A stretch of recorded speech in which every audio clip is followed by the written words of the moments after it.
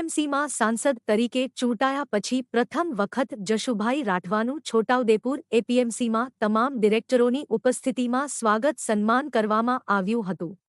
આ પ્રસંગે ઉપસ્થિત છોટાઉદેપુર એપીએમસીમાં ચેરમેન મુકેશભાઈ પટેલ, જિલ્લા ભાજપ પ્રમુખ ઉપેન્દ્ર રાઠવા, પૂર્વ રાજ્ય સભાના સાંસદ નારણ રાઠવા, છોટાઉદેપુર એપીએમસીમાં સેક્રેટરી શંકરભાઈ પંચાલ, છોટાઉદેપુર એપીએમસીના ડિરેક્ટરો રમેશભાઈ શાહ, સંગ્રામસિંહ રાઠવા, રાજુભાઈ અગ્રવાલ, રસિકભાઈ રાઠવા, દેશિંગ રાઠવા સહિત ડિરેક્ટરો ઉપસ્થિત રહી સ્વાગત સન્માન કર્યું હતું। છોટાઉદેપુર ખેતીવાડી ઉત્પન્ન બજાર સમિતિમાં છોટાઉદેપુર આ બજાર સમિતિના ડાયરેક્ટરો પૈકીમાં જશુભાઈ રાઠવા એ પણ એપીએમસીના ડાયરેક્ટર છે।